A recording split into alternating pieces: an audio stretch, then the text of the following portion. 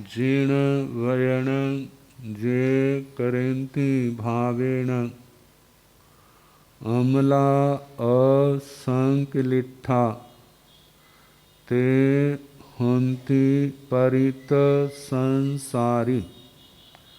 बोलिए भगवान महावीर पावन चरित गुरुदेव जी। बंदो मन वच काय भव सागर को तरण में करो हमारी सहाय। जिन शासन जिन वाणी सदा जयवंत हो। श्रमण संग सदा अविचल मंगल हो।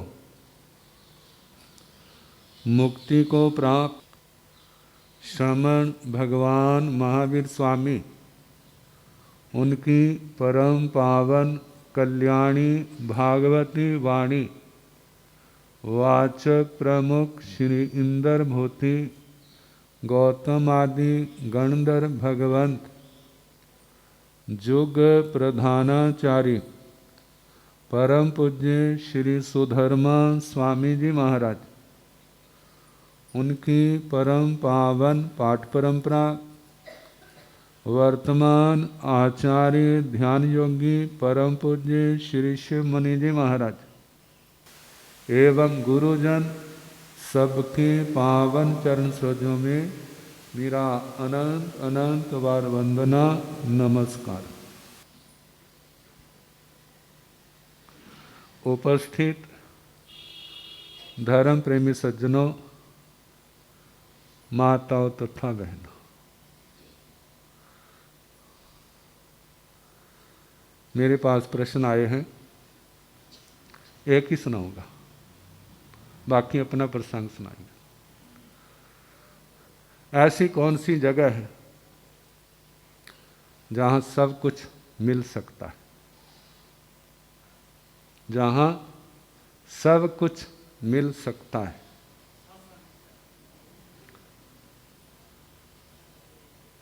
इसके संबंध में ऐसा है, ऐसा कोई स्थान नहीं है जहां पर सब कुछ मिल सकता हो, लेकिन ऐसा स्थान है जहां पर हम सब कुछ पाने की योग्यता अर्जित कर सकते। अपने अंदर जो चाहिए उसको हम पा सकते। वह है मनुष्य लोक, और मनुष्य लोक में कर्म भूमियां। इस समय आप नरक की भी तैयारी कर सकते हैं, देवलोक की भी तैयारी कर सकते हैं, मनुष्य भी बन सकते हो, पशु भी बन सकते हो, और सारे कर्म क्षय करके सिद्ध परमात्मा का रूप भी धारण कर सकते हो। कौन सा स्थान है? कौन सा स्थान है जहां पर हम लोग हैं? जो मनुष्य लोग सब कुछ प्राप्त करने की कमाई जहां पर की जा सकती है। तो सोचो, जो ऐसे स्थान पर हो, क्या वह सौभाग्यशाली नहीं है? फिर भी अपने दुर्भाग्य के रोने रोते रहना, तो जो उसकी किस्मत है। ऐसे पावन स्थान पर आए, जो मनुष्य लोक 14 राजू लोक का तीर्थ स्थान है। जो मनुष्य लोक क्या है? तीर्थ स्थान है, जहां पर हम अपनी आत्मा को पवित्र कर सकते हैं। जितना ऊंचा उठाना चाहे उठा सकते हैं, नहीं उठाए तो उसकी मर्जी। स्थान की तो कमी नहीं है, जो आत्मा के ऊपर निर्भर है अज्ञानता के कारण जीव को अच्छे स्थान का पता नहीं चलता। आजकल की बात नहीं, पुराने जमाने की बात। आजकल पहली जमात के बच्चे के पास कितनी किताबें होती हैं?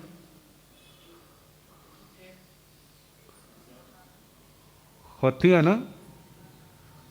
कितना कुछ होता है। तो पुराने जमाने में केवल एक कायदा होता था और पट्टी होती थी, स्याही की दवात होती थी, एक कलम होती थी, और तो कुछ नहीं उसके पास। पट्टी तो हाथ में होती, और जिस थैले में कायदा है वो कहाँ होता? एक बच्चे के क्या आया, रोने लग पड़ा।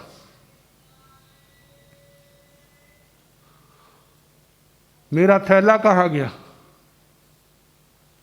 जिसमें कायदा था? स्कूल में रह गया। रोता रोता स्कूल आया, वहां नहीं मिला। अब फिर घर को आया, घर के पास पहुंचा तो गांव वाले एक बहन कहने लगी, बच्चा तू क्यों रो रहा है? कहते मेरा थैला क्या हो गया, गुम हो गया है। कहते कंधे पर क्या है? जब डाला तो कहाँ था? बोझ नहीं था ना, कहाँ था थैला? वो तो उसके पास ही था। ऐसे ही सारी समस्याओं का समाधान, उसके सूत्र हमारी आत्मा के पास है, लेकिन उनके अनुसार चलने की जरूरत है। लेकिन ये पता नहीं। ये सूत्र कौन बताते हैं? भगवान, गुरुजन। भाई ऐसे चलोगे तो मंजिल पर पहुंच जाओगे, यदि ऐसे ना चले तो फिर नरक के दरवाजे भी खुल सकते हैं, पशु योनि के दरवाजे भी खुल सकते हैं। जो अपनी इच्छा के अनुसार चलते हैं, मनुष्य जन्म से हाथ खो बैठते हैं, हाथ धो बैठते हैं, मनुष्य जन्म भी चला जाता है। देवगति दूर की बात है, परमात्मा का तो सोचना ही गलता उसके लिए। तो कहा समझो कितने सौभाग्यशाली हैं, इस मनुष्य लोक में मनुष्य जन्म मिला, जिसको और तो क्या देवता भी जिसके लिए तरसते हैं। लेकिन मिली हुई चीज की कदर नहीं होती। व्यक्ति सोचता है मेहनत तो कुछ करनी ना पड़े और सब कुछ मेरे को मिल जाए। कहा है बिना मेहनत का ना तो भोजन अच्छा होता है और ना ही पैसा अच्छा होता है। बिना मेहनत की चीज आती है ना तो व्यक्ति के दिमाग को खराब कर देती। जब जिसका दिमाग ही खराब हो गया फिर वो क्या करेगा? अपना भी विनाश और दूसरे का भी विनाश। इसलिए कहते हैं भगवान गुरुओं से धन दौलत ना मांगो। क्या मांगो? सद्बुद्धि मांगो, अच्छे विचार मांगो, अच्छा आचार मांगो। वो होंगे ना, चाहे कुछ भी पास नहीं है फिर भी आत्मा के अंदर खुशी होगी, आत्मा के अंदर संतोष होगा, किसी प्रकार की कमी नहीं होगी, क्योंकि उसको इच्छा ही नहीं है। आज संसार में लोगों के पास कितना कुछ है, क्या आज से 100 साल पहले था भला? उसके हिसाब से तो देखें तो सारे आजकल करोड़पति हैं। है जाने जिसके पास अपना मकान है वो भी क्या है, कम नहीं है, लेकिन संतोष नहीं है, सबर नहीं है, संसार के सुखों को भोगने की तमन्ना बहुत है। मेरे पास जे आ जाए, जे आ जाए। पुराने लोग कहते हैं वह 2 रोटियां बहुत हैं।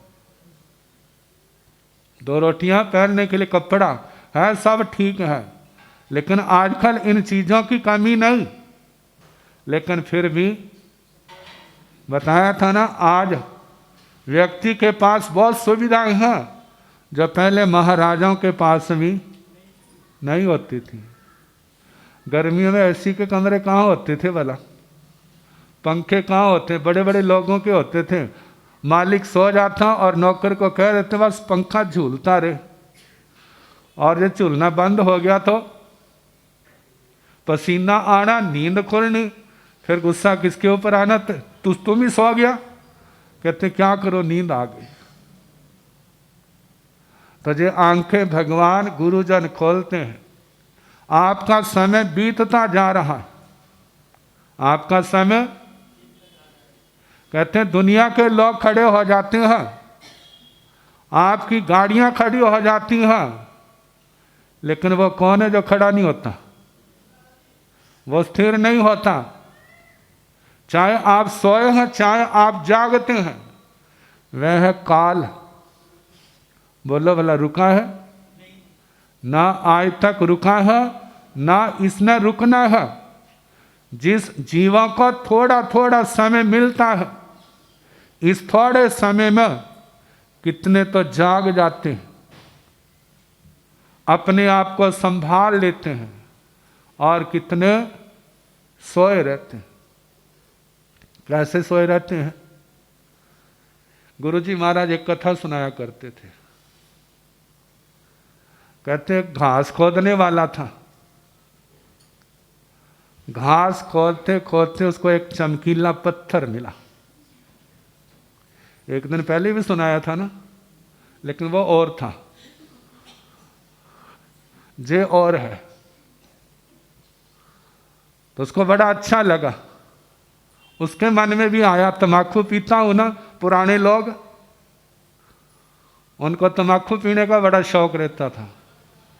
कोई नस्वार सूंघता था, कोई तम्बाकू पीता था। तो चिलम में तम्बाकू उसके होल को बंद ना कर दें, इसलिए क्या कर दे, कोयले का वो डाल देते। कहते अंधेरे में गिर जाता है ना, उसकी जगह जे डाल दूंगा। और उसने चद्दर के किनारे बांधा, अपना घास लिया, नगर में बेचना था, जिन्होंने पशु रखे होते थे वो ले लेते, उससे उनका अपना गुजारा चलता। अब किसी ने, जौहरी ने, कहते भाई घास, कहते बेचना है, कहते हमारे को दे दे, ले लो। जब रख दिया, कहते चद्दर के किनारे क्या बांधा है? कहते पत्थर है। कहते पत्थर की क्या कमी है वाला, दिखाना वाला। और उसने देख लिया, कहते ये तो रतन है। कहते भाई मेरे को दे दे। कहे ना ना, मैं तो चिलम में डालूंगा। अब वो सोचते इसके पास तो रहेगा नहीं। कहते 1 रुपया दूंगा तो मेरे को दे दे। अब पास वाले जौहरी ने सुना, कहते मेरा पड़ोसी तो ऐसा है नहीं जो एक पत्थर के लिए क्या कर दे, रुपया दे दे। वो निकला, उसने देखा, कहते अरे मैं तेरे को 10 देता हूं। अब करते करते तीसरा निकला, और उसने देख, कहते मैं तेरे को 100 दूंगा। पहले वाले तो मुक्के मारा था ना, लेकिन इसने मुक्के नहीं मारे। चौथा आया, कहने लगा मैं 1000 दूंगा। करते करते बहुत बढ़ते, जैसे मंडी में बोली बढ़ती है ना, ऐसे वहां पर भी। और वह सुन सुन के हैरान है, इस छोटे से पत्थर की इतनी कीमत है। और एक आया, कहने लगा मेरी दुकान सामान से भरी हुई है, मेरी दुकान सामान से भरी है, शाम तक जितना निकाल लेगा सारा ही तेरा, और ये मेरे को दे दे। बड़ा खुश हुआ और उसको दे दिया, और चाबी उसने पकड़ ली। अब तो उसके पांव जमीन पर नहीं पड़ रहे, बड़ा खुशी से घर आ रहा है। घरवाली कह रही है क्या बात है, आज इतने खुश है? कहते बस तुम भी रोज मेरे को कोसती रहती थी, तैने मेरे को दिया क्या आज तक? देखना अब तो तेरे को सोने से पीला पीला कर दूंगा मैं, पीलिए रोग से नहीं, किससे इतने आभूषण दूंगा कि आभूषण तेरा शरीर थोड़ा पड़ जाएगा और आभूषण इतने ज्यादा होंगे, बस रोज बदल बदल के पहनते रहना। कहते हुआ क्या है? कहते बस उसने बता दिया। कहते मैं तो एक ही चक्कर में सारी दुकान उसकी खाली कर दूंगा। कहते लेकिन पहले, कहते चलो हम चक्कर लगा आते हैं। कहते नहीं, पहले गर्म पानी की बाल्टी कर, पहले मैं स्नान करूंगा फिर मैं जाऊंगा। कहते अच्छा मैं पानी गर्म करती, तुम एक चक्कर ला आओ। कहे ना ना, यही दिन तो है मेरा मनाने का, नहीं तो हर रोज तेरी चलती है। अब पानी गर्म करने लगी, आधा घंटा तो लग ही गया। अब नहाने लगा, आधा घंटा उसमें लग गया। कहते अब, कहते गरम गरम हलवा बना के खिला। कहते कहाँ से खिलाऊं? हाँ नहीं, कहते खिलाएगी तो जाऊंगा, नहीं तो मैं भी जहाँ बैठा। कहते अच्छी मुसीबत आई, मांग करके लाई और उसके लिए हलवा बनाया। अब वह खा रहा है। जब खा लिया फिर उसके बाद अपने कपड़े सेट करने लगा। मेरे कपड़े कैसे हैं भला? अब कपड़े सेट करते करते रास्ते में नाई की दुकान आ गई और उसको कहने लगा कि मेरी हजामत कर, ऐसी करनी जैसे बड़े बड़े बादशाहों की करते हैं। कहते पैसे कौन देगा? कहते मैं दूंगा। कहते दे पहले। कहते अभी नहीं दूंगा। और उसमें टाइम लगा दिया। फिर चला है, थोड़ा सा दिन रह गया था। जब पहुंचा, ताला खोला तो क्या देखा, अंदर कपड़े कपड़े कपड़े कपड़े, नाना प्रकार के डिजाइन। और देखता मैं कौन सा पहनूं भला, कौन सा ठीक लगेगा। अब उसने कपड़े के जो बढ़िया लगे उसने क्या कर लिया, अपने कपड़े बदल लिए। आगे चला तो दूसरे कमरे में देखा, वहां पर मिठाइयों के ढेर। अब वो खाने लगा। पहले तो देखने को नहीं मिलती थी, अच्छी तरह खा ली। और जब मीठा अच्छी तरह खा लिया तो फिर गला सूखने लगा। जब आगे गया तो क्या देखा, बढ़िया पानी, कितनी स्मेल आ रही है। बस जो कसर रह गई थी पानी ने क्या कर ली, पूरी कर ली। आगे गया तो क्या देखा, डनलप के गद्दे लगे हुए, बढ़िया बढ़िया। कहते दुकान तो मैंने एक ही चक्कर में खाली कर लेनी, थोड़ी देर आराम कर लूं। अब वो आराम करने लगा तो आप जानते हैं ऐसे समय फिर नींद कैसी आती है। पेट भरा हो, पानी पिया हो, गहरी नींद आ गई। अब वो दुकानदार सोच रहा है बस उसने तो झाड़ू लगा दिया होगा। कहाँ पर? दुकान में कुछ भी नहीं होगा। अब जिस समय सूरज अस्त हो गया, देखा दरवाजा खुला है। पहला स्थान देखा, एक और उसके मैले कपड़े पड़े हैं और एक जोड़ा गायब है। आगे गया तो मिठाइयों का भी, एक आदमी कितनी खा लेगा। आगे गया है, थोड़ा सा पानी। और जब आगे गया तो बादशाह जी सोए हुए। कहते भाई तू सोया है, तैने कुछ लिया नहीं? कहते अभी निकालता हूं। कहते प्रतिज्ञा के अनुसार, वचन के अनुसार सूरज अस्त हो चुका है। अब तू जहां से कुछ भी ले जा नहीं सकता। जो तैने खा लिया पी लिया, अब जो तेरी अपनी चीज है वो तो ले जा, और जो जहां की चीज है कपड़े वगैरह वो यहीं पर यहीं छोड़ जा। अब वह विलाप करता है, चिल्लाता है, अरे मैंने तो इतना अच्छा मौका मिला था और मैंने क्या कर दिया, गवा दिया। आपको कहा जाए, बोलो भाई वो व्यक्ति बुद्धिमान था या समझदार? कैसा था? सोचेंगे, बुद्धिमान था? नहीं था। ठीक है, अब देखना, विचार करना है, क्या हम वैसे तो नहीं, हम वैसे तो नहीं, हमारा जीवन कैसे जा रहा है? केवल खाने में, पीने में, पहनने में और सोने में। और बताओ, धर्म के लिए कितना जाता है? कहते देखो, हो सकता है उसके विलाप को सुन करके उस सेठ का मन क्या हो जाए, पिघल जाए। अरे इसने बड़ा कीमती रत्न दिया है, इसलिए कुछ ना कुछ तो मैं इसको दे दूं ताकि इसकी दरिद्रता मिट जाए। कहते वो तो दया कर सकता है, लेकिन जिस व्यक्ति का जीवन खाने में, पीने में, ऐशो आराम में चला गया है, और उसका जिस समय काल रूपी मालिक आएगा, क्या उसकी सुनेगा? कोई नहीं सुनेगा। वहाँ पर उसकी सुनवाई नहीं। कहाँ सारे टिक जाते हैं, लेकिन कौन नहीं टिकता? जे काल नहीं टिकता। जे मौका मिला है, इसका लाभ उठाने का प्रयास कर रहे हैं और आगे करते रहे। जो करते रहेंगे उनको पश्चाताप नहीं करना पड़ेगा। और जिनका जीवन खाने में, पीने में, ऐशो आराम में जाता है, धर्म से दूर है, फिर उनकी कोई सुनने वाला नहीं होता है। कर्मों की बात चल रही है। समय आपका हो गया, बाकी कल जैसे अवसर होगा सुनाने का प्रयास कीजिए।